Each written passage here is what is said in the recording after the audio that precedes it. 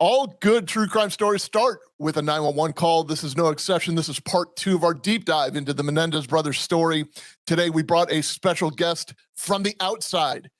It's Abby Ellsworth from the podcast On Being a Police Officer. John and Abby and I are going to crack wise and deep dive into this 911 call from the Menendez brothers and talk a little bit more about the nuances of the trial. All that and what it means for your weekend on the Comm Center.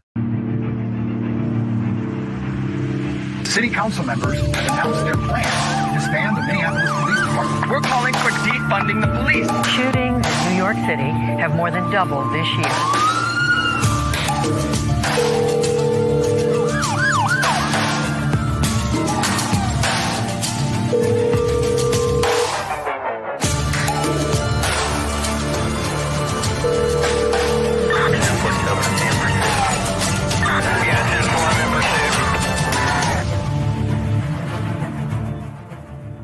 Wake up, America. It's the Comm Center with Drew Breezy. It's a TV show on the internet about two best friends who are called by the Defense Department to expel a malicious revenant from the Pentagon, but they end up inspecting a roadside diner in Scottsburg, Victoria instead. And also John's there. I'm John. I'm a 911 dispatcher. I've been doing this for about 9 years. I'm an actual 911 dispatcher. Joining us as always, authentic cop Drew Breezy. He was a police officer, detective, investigator, real whiz at law enforcement and all that. Drew has also just recently survived a horrific ordeal that was Hurricane Helene down in Florida. Drew, how are you surviving? Are you piecing things back together? Really fortunate. We had a little bit of wind damage, but not to the residents. Just like the typical look. We're far enough inland, that I'm usually pretty confident. So we're not the floods or the water is really not a threat unless something catastrophic happens. So we had tree limbs and dead brush all over the lawn and stuff like that. We went and cleaned that up, and we're so lucky that that's the worst that we got, because the wind, I'm telling you, the wind. I had the two kids here. My wife was at work doing what law enforcement people do, and it literally sounded like a freight train going over our house at times. So in the eye of the storm, by the way, was 150 miles away offshore. So we were just we were caught up in all the bands of the storm. Some of our friends, a lot of our friends actually weren't so fortunate. They got hit with they lived on the water. And if you were coastal, you got some of that storm surge. Some people were some people got 4 feet of storm surge. Well, I mean, you think what 4 feet is, that's the height of a 4th grader or a 5th grader. So imagine that level of water. It doesn't just stop at your door or at your window. It comes in your house uninvited most of the time. Yeah. And then some of the beaches were wrecked. Like some of the beaches carried the sand from the actual beach into, there's this photographer I'm friends with that works down here, and Louis Santana. And he's got some dramatic footage of he's literally walking on a condo pool's surface because it's just filled with sand. All of the beach sand was pushed into this pool. It's like a 5.5 or 6 foot pool or whatever, 6 foot deep. And the maintenance guy from the condo is, he can't get in the back door because the sand it reminds me of the blizzards back home when it got to be 4 or 5 feet, you couldn't get out your front door kind of, deal. But snow melts. Sand kind of doesn't. So a lot of people lost a lot of people lost everything. So we're really fortunate, and a lot of people died, I know, and a lot of people were harmed or injured as the storm traveled north out of Florida. So we just hope the best for everybody that had to endure that. Yeah, I guess thanks for saying the part about the people suffering and dying after I cracked several jokes about it that I had teed up and ready to go, because I was going to be like, I remember as a kid, just, it was kind of dramatic and kind of exciting. And, You know, to be honest with you, I didn't even wait till the water got shut off to start drinking out of the toilet tank and all this. Yeah, but now I'm glad I didn't say all those things, but with everyone suffering and dying. So in all seriousness, you know, Well, I will prayers always to all those people. I will always jam on your comedic breaks. Don't worry about that. I appreciate that, folks. The- This is a podcast. Can I just jam on the breaks of you doing the show? Please do. Yeah. If you wanted to be a part of the show, you could do that by leaving us a voicemail. You could call 848-COM901. That's 848-266-6911. You can leave us a voicemail. We actually don't have any voicemails this week. And I can guess why. It's probably because I had a contest this past summer for people who would call us and leave us nice voicemails. And I have sent out postcards to exactly half of them, you see, because I reached out and got physical addresses for these people. And for some reason, I did this right on my way to the post office, which is not cool. And then I get back from the post office and I have a whole bunch more text saying, oh, yeah, I would love that. Send that to me. And I'm like, well, I ain't at the post office anymore, chum. So I need to go back to the post office, put the rest of the swag in the mail.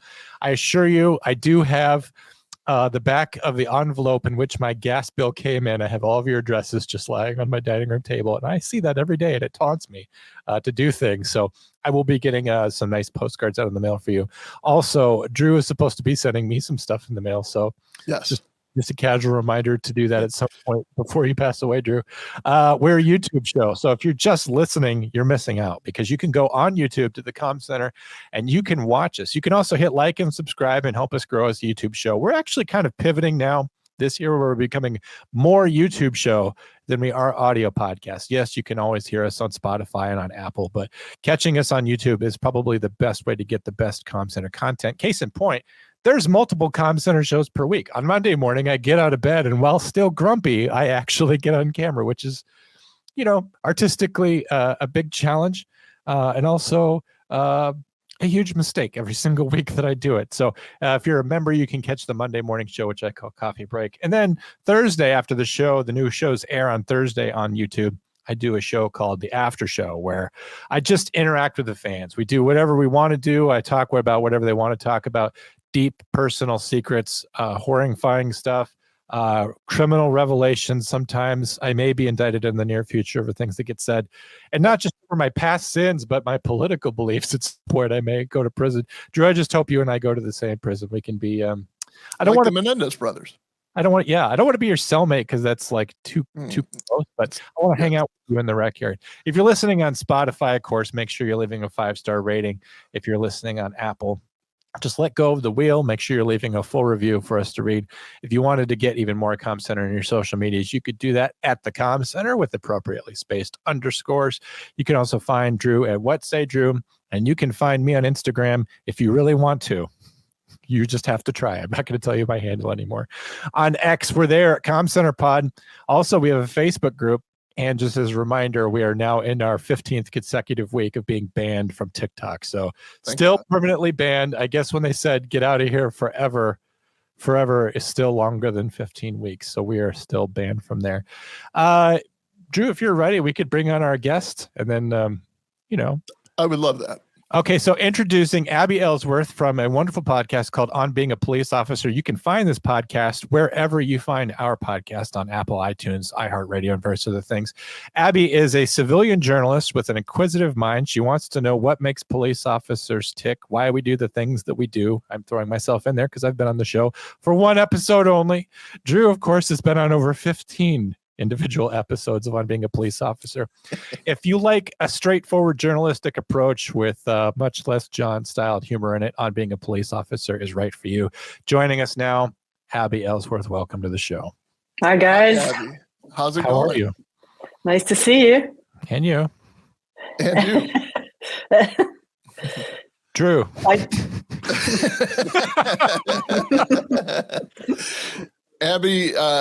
Abby may or may not have been in the Pacific Northwest at one time, or maybe not. And as we all know, the Pacific Northwest is known for good coffee.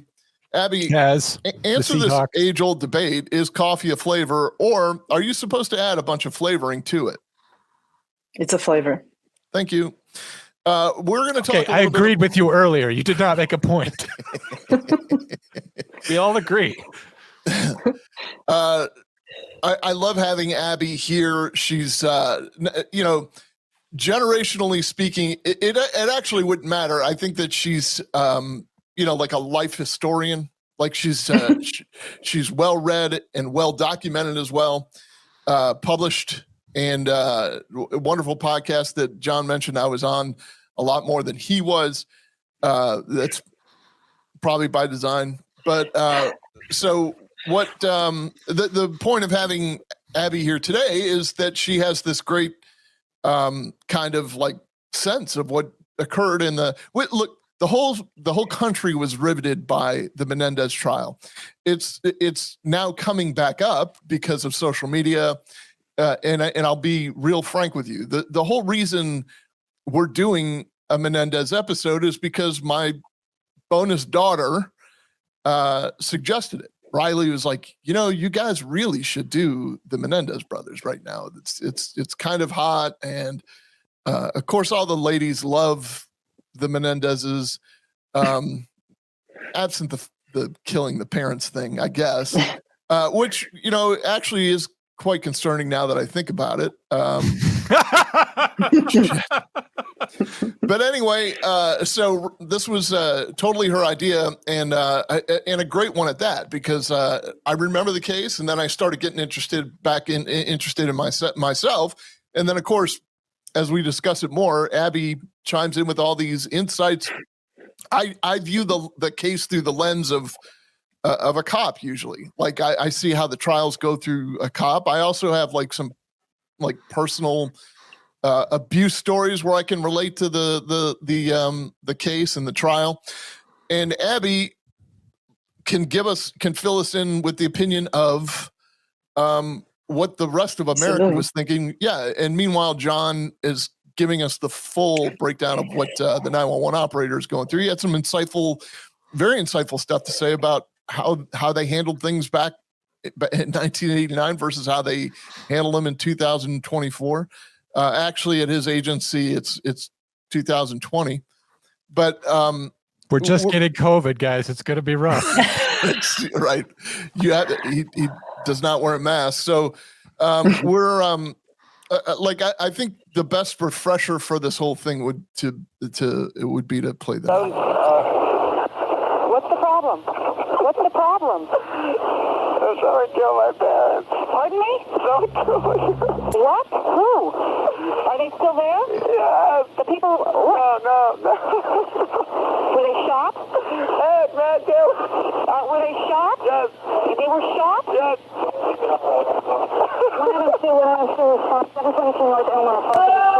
What happened?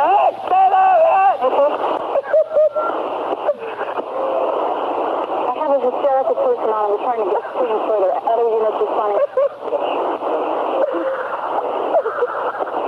Is the person still there? What happened? We have units around. What happened? Who shot who? I don't know anything. You came home and found who shot? Mom and Dad. You know if they're still in the house, the people that did the shooting. Get away from them. Okay. Hey, let me talk to Eric. Who is the person that was shot? My mom and my dad. Your mom and dad? My mom and my dad. Okay, hold on a second. Okay, we're on our way over there with the ambulance. Okay, I gotta go. Okay. Chilling words, of course. He says, okay, I gotta go at the end. Where do you have to go is the question. He also described Eric as hysterical, which I thought, and now just reviewing it for the 10th time, like calling someone else hysterical. Like, no, let's not put him on the phone. He's hysterical. I'm doing my best to be hysterical. Abby, I got to ask you as a civilian, and you mentioned in the comments last week that you totally bought their story. Did you buy this 911 call the first time you heard it? Yes. And hey, first, I want to say it's absolutely fascinating to me, Drew, that your bonus daughter is interested in this. I mean, your audience is probably not that aware of this case. And so when I lived in LA when this trial was happening. Oh, very suspicious. You were there. Oh my goodness. Guys, she lived in New York during 9/11 as well. So I was in LA during the Rodney King riots too. So this trial would play all day on court TV, and then they would replay it. So I'd come home from work and watch. I watched every single minute of this trial, all of the testimony. Hey, correct me if I'm wrong, Abby. I guess OJ would have been the first trial to be televised like that. Like OJ was 95. Yeah, OJ was after this. Yeah. No, this was as big as. Yeah, but I think that they found a niche. Like there is a court TV because of this or because of OJ. I thought OJ was 95, right? OJ was after this. This was the trial of the century before the trial of the century. Now, this case frequently gets eclipsed by OJ, like in retrospect. But before OJ was a thing, Menendez was huge. It was the biggest thing. It was all over there. Like Abby says, it was the foundation of court TV. And of course, OJ kind of made court TV primetime viewing is what made that very popular. But it's easy to kind of get lost. It's seeing around the corner of OJ to remember that Menendez happened before that. And it was absolutely a huge case in point. Like I was a little kid, first, second grade, but even I had heard of the Menendez brothers. Oh, really? So what was your perspective in watching the trial, Abby? Well, so to address the 911 call, I'm not saying I bought that there's someone else killed them. What I'm saying is and I said this to you in the chats, and someone said an expert said it on the show, is that hysteria could very well be true. It really has no bearing on anything other than I think they're hysterical, not because someone killed their parents, but because they did, and they are looking at what they have done. Lyle pretty much was the trigger man, I believe. And Erik, I think this hysteria is genuine. It doesn't really matter, but I do, and they depict them in the movie as faking this. I don't think they were. No, I don't think. My biggest thing throughout, for example, was if you watch the testimony specifically of Erik, I found him to be credible. I believed the abuse. He was consistent. He was detailed. He wasn't saying vague things. Like he was very, as I said, detailed in what happened. He doesn't get overly emotional. He's very factual. And I think what I said to you, Drew, too, in the chats, or to both of you in the chats, is that if they were women, young girls that this happened to, I think people would have been more likely to believe them. I believe the abuse. John, I want to address that. Let's not forget we have a tie-in that we want to talk about at the end of two recent trials. But John, I want to talk about that for a second. I told you I owed you this story, and I was working as the sergeant of the selective operations section. I had a bunch of stuff under me, just several detectives, but among them was the gang unit, the prescription fraud unit, human trafficking before it was human trafficking.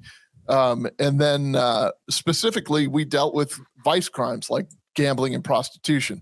And there was a set of particular guys on the squad. I'm not going to mention their names, but they had the tendency to, in order to do a massage parlor, in order to obtain probable cause to get a search warrant or to make arrests in an illicit massage parlor, you got to find your way in, and you've got to get some kind of prostitution charge out of it, or you got to get some kind of, sexual advance. So, and this goes hand in hand with what we were talking about with the mafia last week on last week's episode. So they become just as smart as the street prostitutes are, in the sense that, they'll make you do something illegal to prove that you're not a cop. So what it amounted to was there was a couple of guys on the squad that would tie up the entire squad for the entire time that they were in there, and they would go in and get a massage, and they would come out not without a charge, right? So basically, I'm not dumb. I mean, you're going in to get a massage. You're not going in like what they're saying is, no, we got to go in there and get them familiar with us, and then maybe the second or third time we'll hit them up for it. And to which I say, one, bullshit. Because some random guy from out of town can go in there and get whatever he wants, his happy ending. So you don't need to ingratiate yourself with the community. We're not talking about the cartel here, where you have to work your way up to a happy ending. I mean, like, well, just give me a gram first, and then next thing you hit him up with a kilo. So I was getting a little sick and tired of them coming out without any charge. And, they always had this justification, and they always, they were friends of mine, but they also would take advantage of me and take advantage of us in doing that. And I caught on from minute one. So what I did was we sent them into this massage parlor where they were targeting. They had received tips, no pun intended, that there was illicit activity going on in there. They go into the massage parlor, and they, the first detective was made to take off all of his clothes, which is, I guess, part of the massage, right?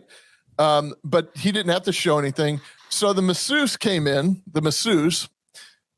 and said, I'll tell you what, I want to just bang you for free. And he's like, no, I'm not I'm not here for that. That's not my kind of thing. Because now he's in an imposition. She's just basically saying, I'll tell you what, you're a cop, and I'm about to prove it. So he's got to think on his feet. He's got the stupid sheet around him, and she's like, no, you're set, and I'm going to take my clothes off, and I'm going to bang you for free. And so she comes over and starts groping him. And then he's like, you know what? This just makes me totally uncomfortable, so I'm out of here. And by the way, this is all audio monitored, so it's on the up and up. We know that they have video, so we can subpoena that if we need it.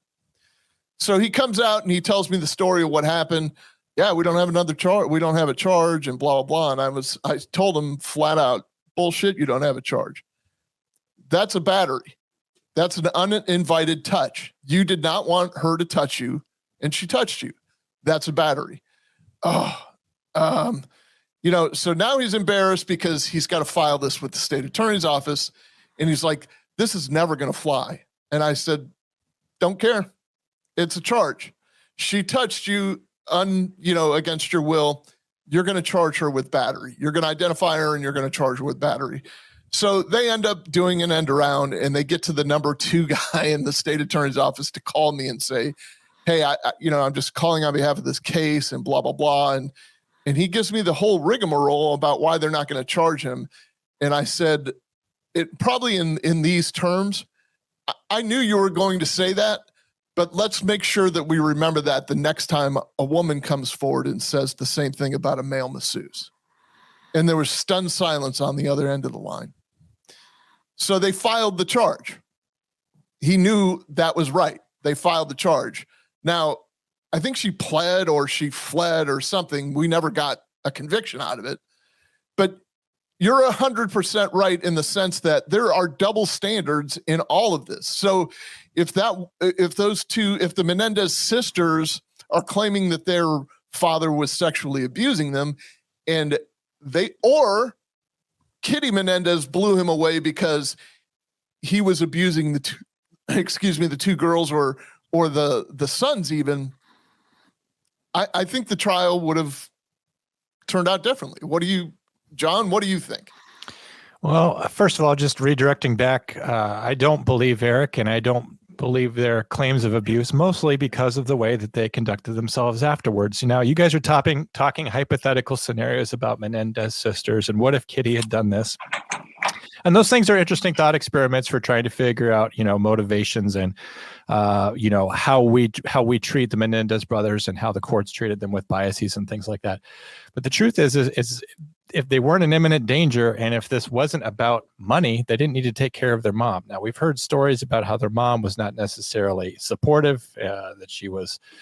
I've heard stories that of Kitty being abusive in her own ways. I've heard stories of Kitty being an entirely abusive person, which probably, to be honest, their original source is probably from the Menendez brothers. But ultimately, I just look at what did happen rather than these hypothetical scenarios where I see them going out and spending this money the way that they did, and their behavior afterwards, their spending sprees, the way that they acted at the funeral. And eventually, of course, Lyle would come out and say this was not a question of whether or not we did it, but why. Eventually, Erik confesses, and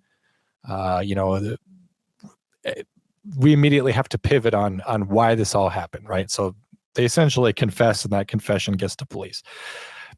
About whether or not it would be the Menendez sisters and whether I would believe them if they were women, I'm going to be the one here that disagrees, but I don't necessarily believe all women. I'm someone who's been wrongfully accused before. I think that women do that all the time. I've seen just a personal experience in high school where I was called into a principal's office, and I was asked about the allegations that a female student was making against a teacher, and I knew for a fact that they were false. And I have seen women do this, and I have been wrongfully accused myself. And so I don't just automatically believe women either. And I know that there's the huge movement, the Me Too movement of believe all women, believe all victims. Drew, I implore you, I know who you are, and I know how these issues are important to you, but remember that we're going to be going on a fact-finding mission that's based off of evidence. And even if Jose Menendez was someone that was abusing kids in Menudo, even if he was doing these other things with kids that he had access to, and even if the Menendez brothers knew this and knew that it was great further justification for the actions that they took against him, they didn't feel bad about blowing their father away because he was a terrible person. I think that two things can be true. He may have abused these other kids and still never touched Lyle or Erik. I think that's entirely possible. And I'm not going to assume that he did just because this other evidence is out there that he was messing with kids from the band Menudo. And I'm just not going to assume it as a fact and evidence just because these two say so. It's very suspect to me that they would come out and say this. No one else can attest to these things. And Drew, I know that you're going to mention the family members. The family members are saying that things were wrong in the Menendez family. We have to remember too about witnesses in the Menendez family, whether it's uncles, cousins, sisters, brothers, or whatever. We've got an inherent conflict of interest, right? Katie Menendez's brothers has said that he had hoped that Lyle and Erik would get the death penalty. So we have some Menendez family members saying that they wish they had gotten that ultimate brand of justice, and others saying that, hey, something was wrong and it can be excused. My point being is that just ask the Menendez and you're going to get a different story depending on which Menendez family member you're talking to. There's some there that want Lyle and Erik to be bailed out of their bad decision because they love them. And there's some in that family that want Lyle and Erik to be held ultimately responsible for the death of the other family member. So we don't have any evidence, direct evidence, circumstantial, evidentiary, anything like that, physical evidence that says that Erik and Lyle were definitely molested by Jose. And so I don't take any of it as fact. Drew, go ahead. Before we turn to Abby, conversely, we don't have any evidence to the contrary either. But that's not how the court works, Drew. We don't go, well, we can't disprove a negative, so I guess it could be. I mean, a jury, that's what a jury's for, right? Is a jury has to decide. But from my opinion, I don't take... Oh, he froze. I don't take any of that as anything else than two guys desperate to... I don't take it as anything else but two guys who are desperate to get out of the jam that they're in. Okay. Abby. Well, John, can you hear me? She's mad. Yes, go ahead. Did you watch Erik's testimony? I have seen parts of it. I probably haven't seen as much as you, but I'm just not going to necessarily believe those things without corroboration anyway, because just the position he's in. But go ahead. I think that there's a reason why he testified, and there's a reason why he's believable, and it's because he's telling the truth. I mean, Drew, I do. So, John, how can you say that? You believe me all the time, and I lie to you all the time. I'm constantly lying to you. Well, let me also make the point that I don't think they should necessarily not be in prison or that they should have gotten off. I do think that the abuse needs it to be part of the dialogue. And I'll just make this point, which is that in the first trial, they had one jury, both brothers were tried. They each had their own defense lawyers. that jury was a hung jury, and because they presented all the sexual abuse. The second trial, the judge did not allow the sexual abuse defense. In fact, and that jury convicted. Yeah, in fact, the state at the time went on the offensive and called it the abuse excuse. Right. Which right. I think is offensive. Like I'm the last one to police anybody's grammar or police anybody's speech. I don't know that it's the role of speaking on behalf of the people to call that an excuse. I think that it could be like, because even the brothers said this was never a matter of guilt or innocence. We killed them. And we knew they were going to figure it out. It was just a matter of time. And you're right, John. They spent frivolously. I mean, they bought a bunch of stuff and. But isn't that like the witch is dead? The witch is dead. I mean, we're gonna. Yeah, like how much is that? How much of that is coping or whatever? But I mean, they also spent money going down to San Diego and buying weapons. Malice aforethought. They had that going for them too. We also have two adults that could easily leave that situation. Okay, no. No. There is where I get pissed off. Yeah, I love it. Go ahead, light me up. Abby. You well know that an abuse victim often feels trapped by their abuser. They can't get away. This guy was powerful. You know, I've heard that so many times. Why didn't they're old enough? They could have left. They could have lived on their own. They could have told somebody. But if you live with that kind of fear that the father will, and it doesn't even have to be that he'll kill you, but he was all powerful to them. Every abuse victim has that fear. Go ahead. When you Not all of us. Some of us left at age 18. No. Okay. I get that too, but you couple that with the firestorm of the culture itself, and like I've told you, I'm experienced in Cuban, and I have seen how close or tight knit or. You know, it's not even a matter of like we've adopted this term of helicopter parents or whatever in this culture, in U.S. culture.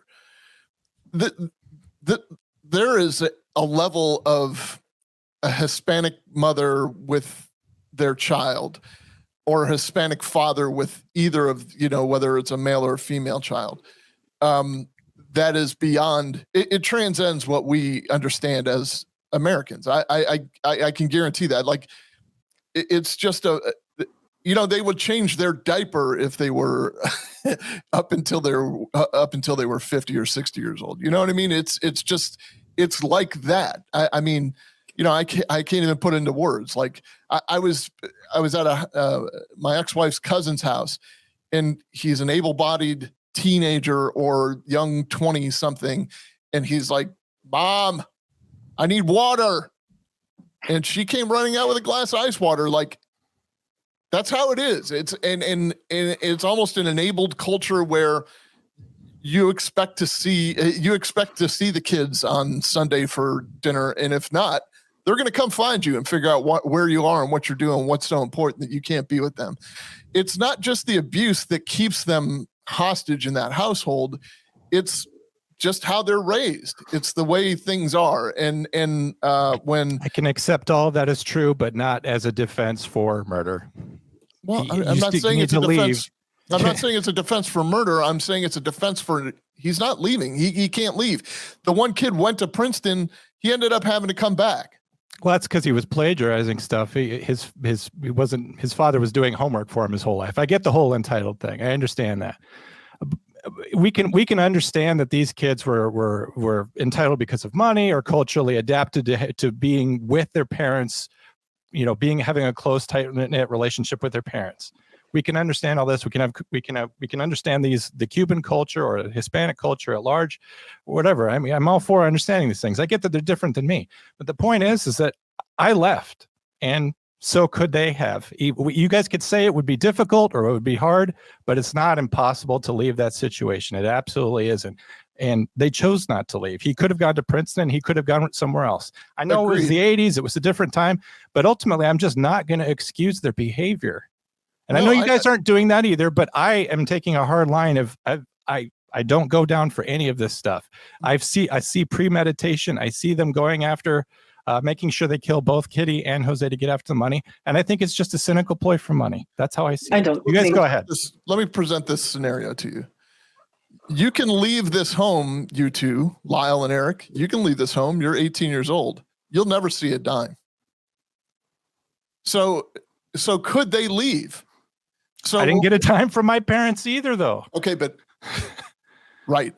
But when you're accustomed to living as a millionaire, a multimillionaire, do you think that maybe, because that's how alimony is set up, that's how marital property is divvied up, do you think that it would be easier for them, and this actually supports your theory, it's easier to just off them because they're prisoners. They're not obviously leaving that easier house. to off them rather than face a situation where they would say, I'm going to not be in order because I've got to get paid. I'm either going to have to endure sexual abuse or I'm going to murder them. No. I can't accept an alternative in which I leave and sever myself financially from them. No, so we can agree that the primary motive was money, because, but what you're painting is a picture that they could just pack a suitcase or they could just put their belongings in a bandana and put it on a stick. A bindle. That's what I'm saying. Yes, exactly. You've got it. Yes. but that's not realistic. When you're living as a multimillionaire, I claim that it is. I claim it is realistic. When you're getting molested by your father, yes, it's realistic to do. When you're living in a Beverly Hills mansion, and this doesn't make me feel sympathy for them. This argument, well, they were used to high society, John. I'm not trying to garner sympathy. I'm trying to give you a shot of realism. You're saying, you're comparing your exit, which is very similar to mine. I just wanted to get out of there. I turned 18 in basic training. I wanted to leave that home. It wasn't that my parents were abusive. Let's not talk about that. But I wanted to leave there. I don't think that they had it the same way we did. And I don't think that I think that there is a level of, I'm trapped here. I'm in prison anyway. Abby? Well, I think,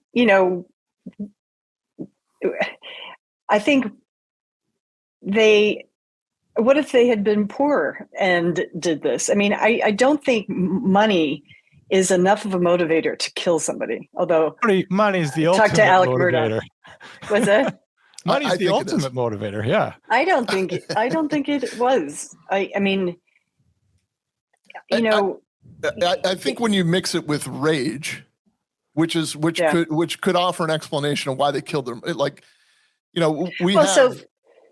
Go ahead. The mother theoretically they painted her as being an alcoholic and not being able to protect them. And in fact, going the other way and potentially allowing this to happen. I mean, there is a great deal of rage. Yeah. For a parent who doesn't protect you from the other parent. What they did to my sister, they should have gotten a death penalty. Dr. Judy Ho is a neuropsychologist who specializes in childhood sex abuse trauma. I definitely think that our society has just become more knowledgeable about trauma and the impact of sexual trauma.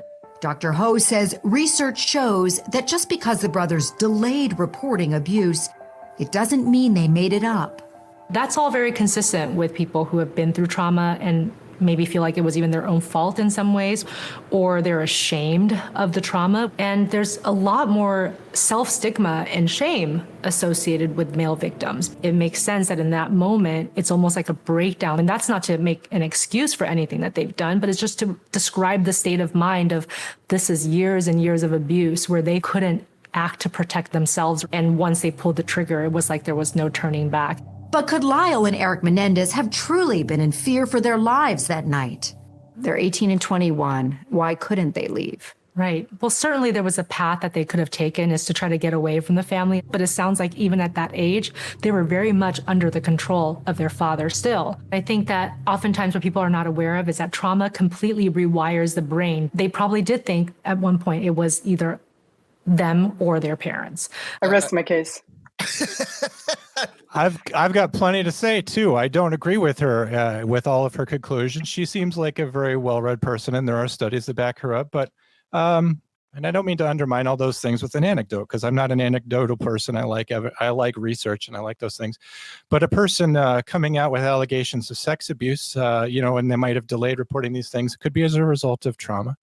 Could also be as a result of they didn't come up with the story until they were in jail, and someone who was in jail with them said, just tell the jury that somebody diddled you and you're good to go.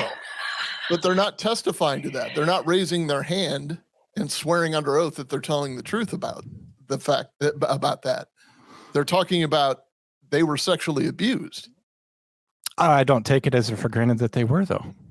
But that's my point. Like you a minute ago, you're like, well, that's for the jury to decide. And they did. and they did the first time around. They were split. But the point being, nobody was disagreeing that it happened. Like nobody was saying it didn't happen. Well, it's because the two people that might say that it didn't happen are both dead. They don't get to testify. Yeah, I've heard that.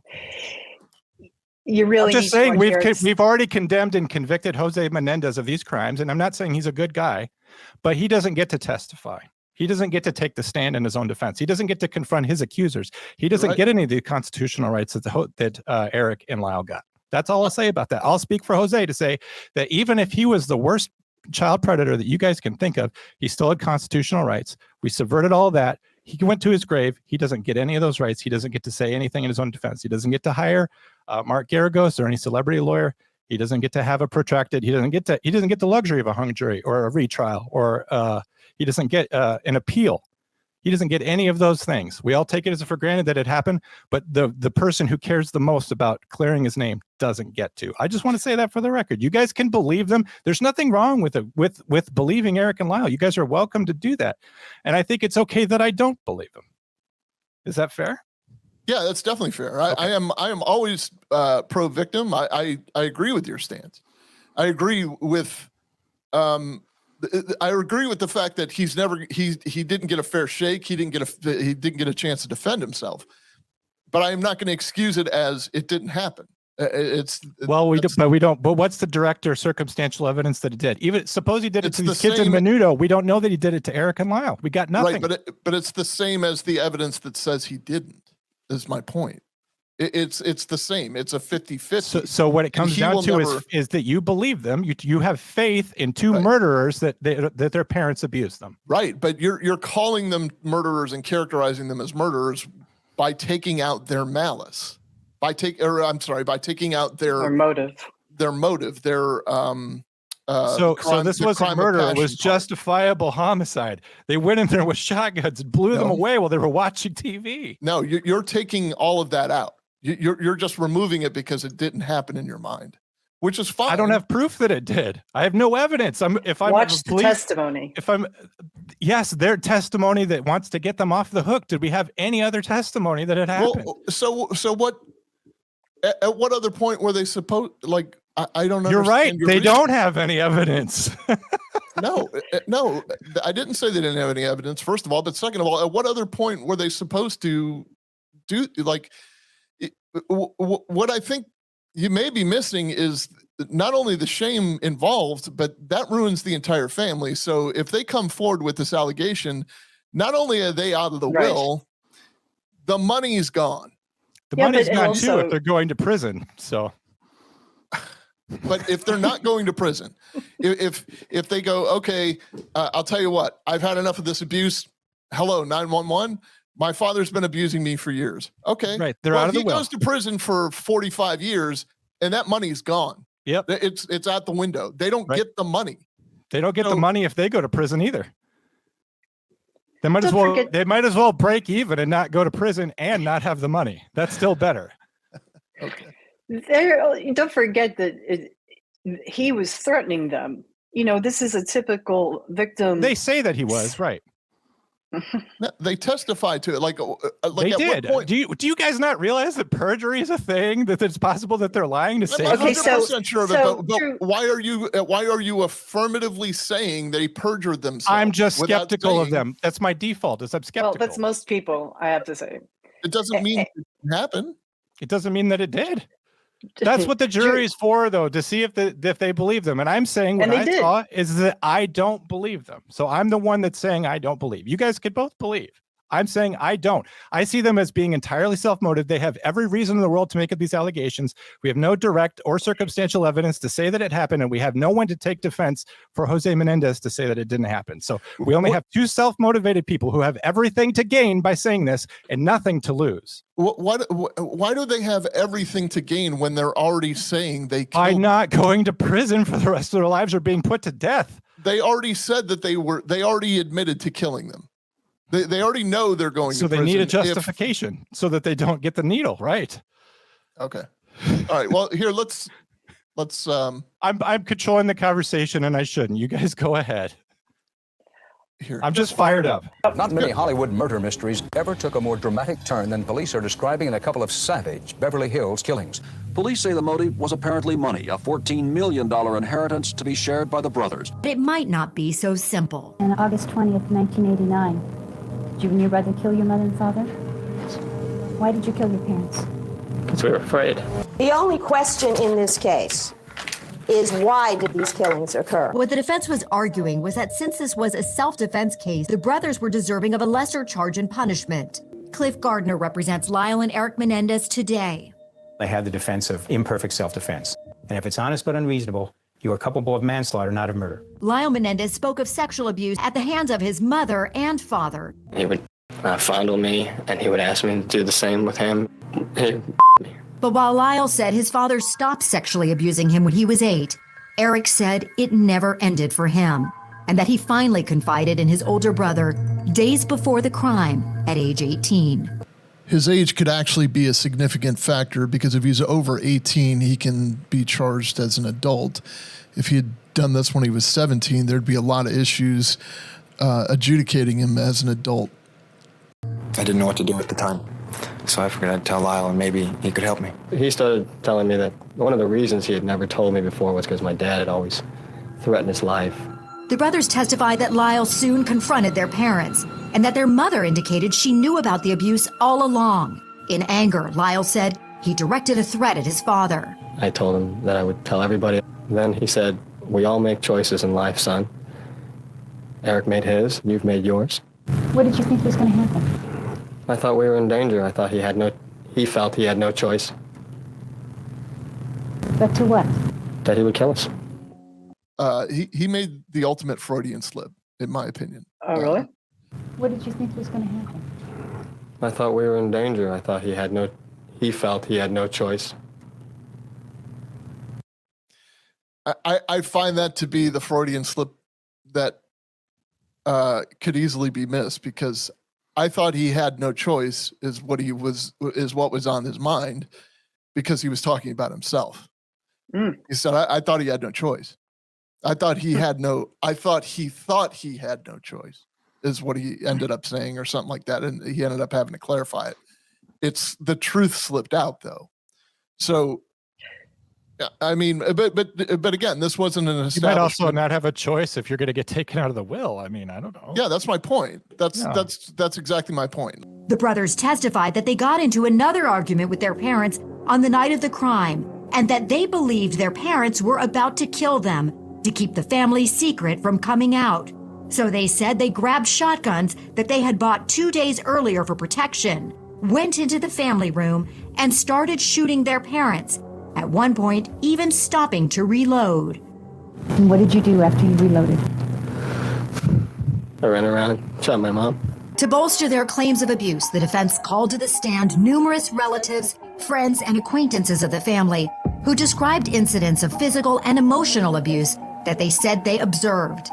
Alan Anderson, Lyle and Erik's cousin, was one of those witnesses. While none of the witnesses, including Alan, ever saw Lyle or Erik Menéndez being sexually abused, Alan did recall something that struck him as odd. Jose would tell the boys in the bedroom, and then he would close the door, and then he'd take showers with them. So I was not allowed, while the boys were alone with Jose, with the door closed in the master bedroom, to go down the hall to probably not hear whatever I may hear. That's pretty damning if it's actually true. Another cousin, Diane Vandermolen, gave similar testimony. he proceeded to indicate to me by touching himself down and saying that his dad and him had been touching each other down there. And what did you do? I went and got Kitty and told her what was going on. What happened when Kitty came down? She didn't believe me. Andy Cano, yet another cousin. This is the cousin that Eric wrote that letter to. Also took the stand. He told me his father was massaging his. He told me never to reveal it to anybody. Still, prosecutors argued that even if Lyle and Erik Menéndez were abused, it doesn't give them the right to kill. And they pointed out that when the brothers confessed to that psychologist, they never mentioned abuse or self-defense then. The timing of disclosure was convenient. And people do make things up when their life is on the line. I understand what you're saying completely. I'm not justifying their murder.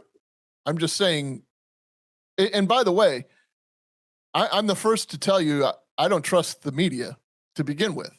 Well, Dan Rather was in that presentation. Well, that was back when journalism was journalism, but he was also ousted from his position, from his role, right? Wasn't he? Yeah, it's true. So, things were a little bit different, but that piece was not created when journalism was journalism. That piece was created now. And, I made mention of it before that Mark Geragos has his hooks in Hollywood or big media or whatever.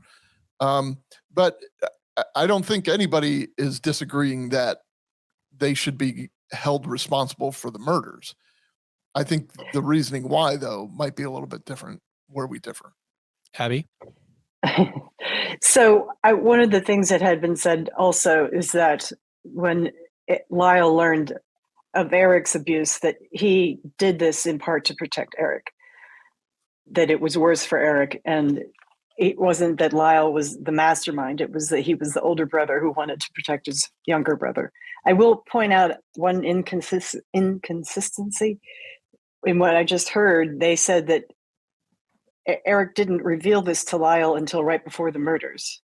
And then one of the witnesses said the boys were in the shower with the father together. So that would indicate they did know, or that's a little inconsistent. That guy in particular, I don't necessarily believe, because he's telling the story in which the boys were separated and then taken into a shower with their father.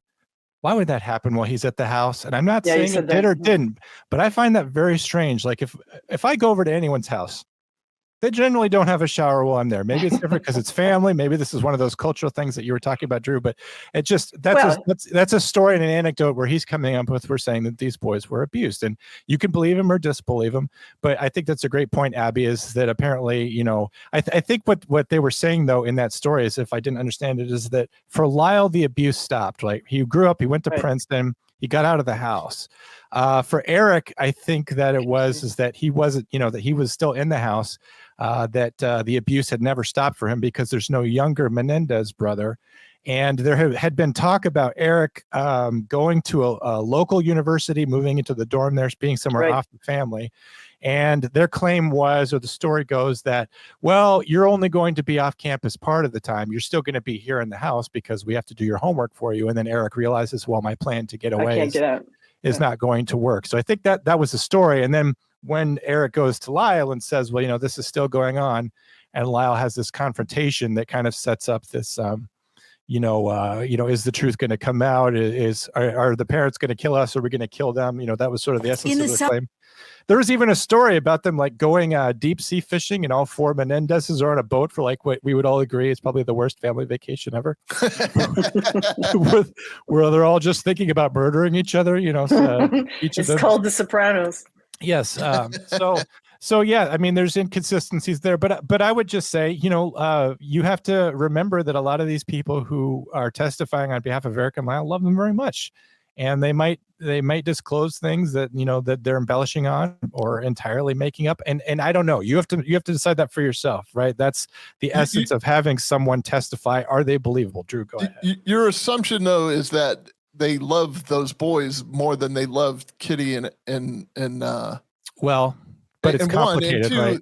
It's complicated though, right? And two, that they would help them get away with murder, literally help them get away with murder. Well, that's what they're doing, even by testifying. They might have knowledge of these facts and be unwilling to testify, but they are willing to testify.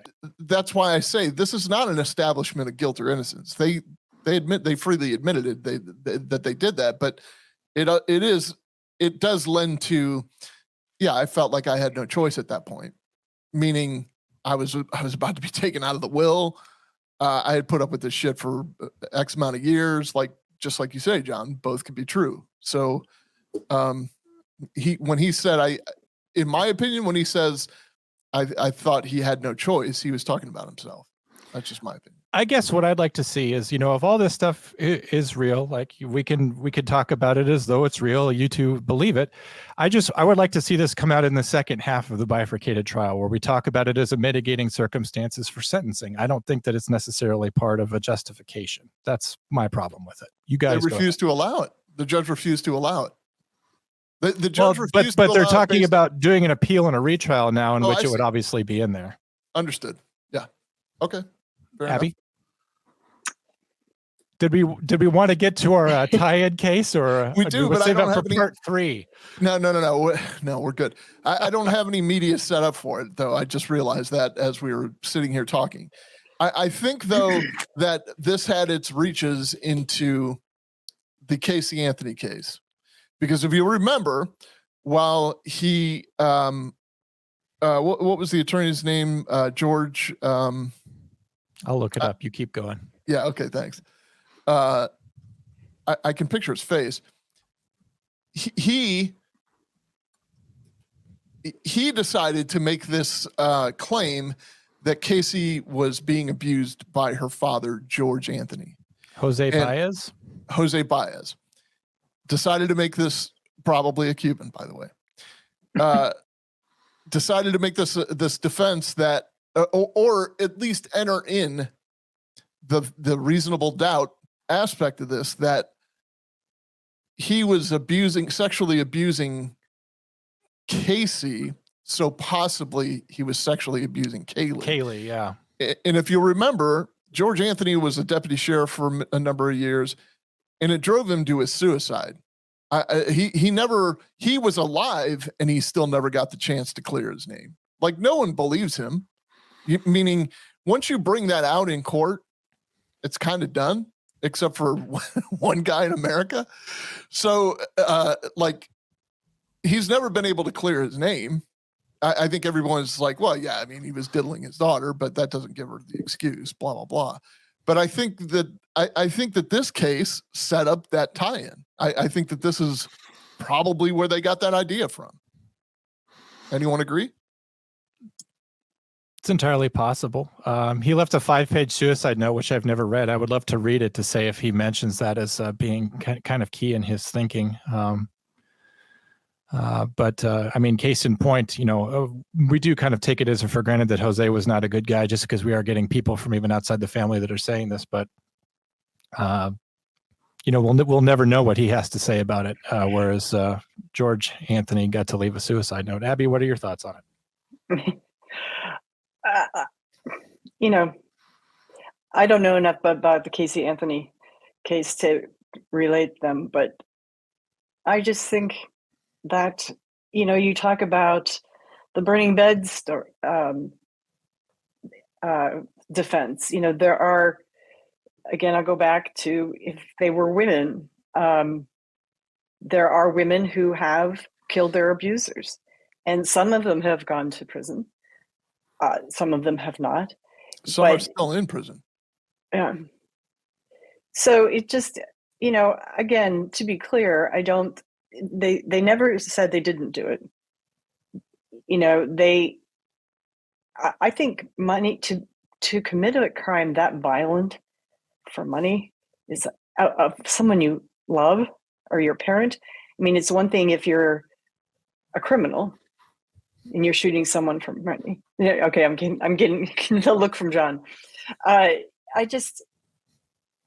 think that if you discuss the case, you have to discuss all of it. I'm trying to inform the conversation. I just wish you would watch his testimony. I I really don't think that becomes the perfect, it was called the perfect crime. I don't think that becomes the perfect crime until they introduced the abuse.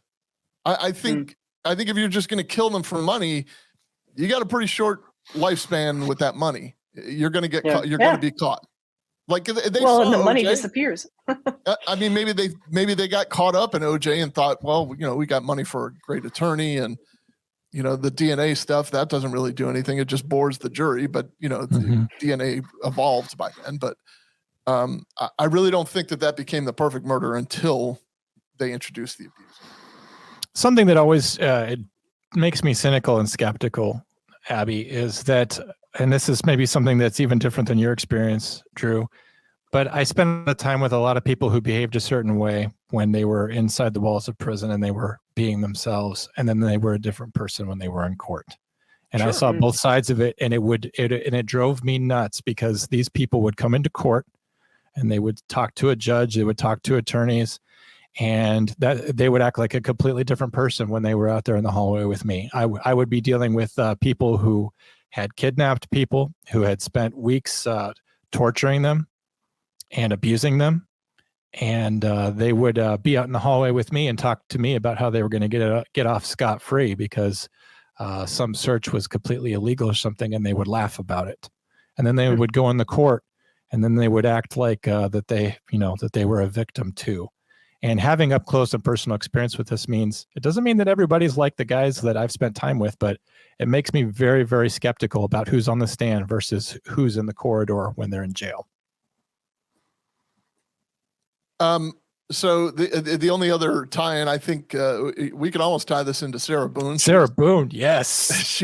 I want to, Abby, do you think that if she claims domestic abuse or a history of battered woman syndrome, because I think it's pretty well documented that he was even going to classes for his anger related to his, he was charged with it. Yes. Yeah.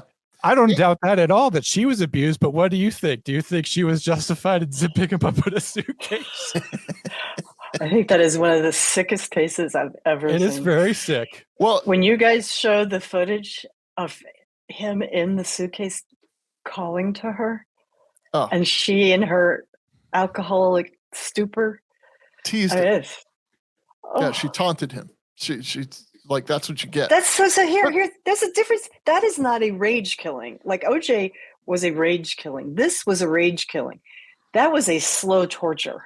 Well, that's kind of the point, though, too, because that DA in that 48 hours piece always relies on this, like, were they in acute danger? Where like nobody was coming at them to abuse. It's not like he had his pants off and he was running towards him. Basically, is what she's saying. Right. But that doesn't mean that that's the only time that you're going to be mad enough to take your anger out on your abuser. The burning bed is she kills him while he's in bed asleep, right? He's not coming at her. Farrah Fawcett. It's a real story. It's a true story. Yeah, right. John, we've sufficiently drug you through years of childhood abuse. I'm sure I've relived it myself. The only one that got out of this clean was Abby. That pisses me off. Right. No, we're gonna keep her on here until she's upset. John, do you have anything else?